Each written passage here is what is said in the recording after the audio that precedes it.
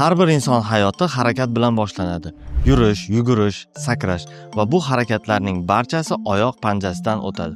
Biz bu tizimni deyarli sezmaymiz, ammo u tanamizdagi eng ajoyib muhandislik mo'jizasidir. Ha, to'g'ri eshitdingiz, aynan muhandislik mo'jizasidir.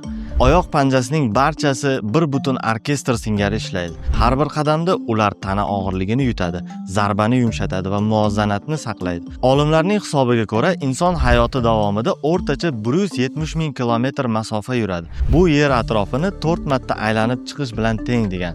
Noto'g'ri poyabzal, ortiqcha vazn yoki sport yuklamasi oyoqning tibbiy biomexanikasini buzadi. Natijada plantar fassit, pay yirtilishlari yoki bo'g'im deformatsiyalari kabi kasalliklar paydo bo'ladi. Bugungi kunda tibbiyot bu muammolarni aniq tahlil qilish uchun 3D bosim platformalaridan foydalanadi. Ular oyoqning har bir nuqtasiga tushayotgan bosimni aniqlaydi. Bu ma'lumotlar asosida shifokorlar maxsus mashqlar, fizioterapiya va ortopedik qo'llab-quvvatlovchi vositalarni tanlaydi. Oyoq panjasi tadqiqotlari hatto kosmik tibbiyotda ham qo'llanilmoqda.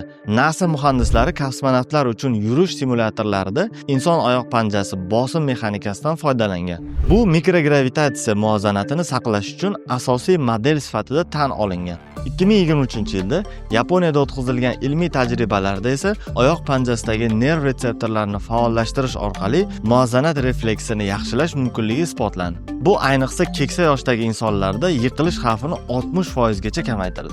Qiziqarli faktlardan birida keniyalik marafon yuguruvchisi Eliud Kipchoge 2019-yilda 42 kilometr masofani 2 soatdan kam vaqt davomida bosib o'tgan. Uning oyoq panjasidagi har bir qadami taxminan 250 kilogramgacha bosimni yutgan. Shunga qaramay u jarohatlanmadi. Sababi to'g'ri biomexanika va individual tahlil.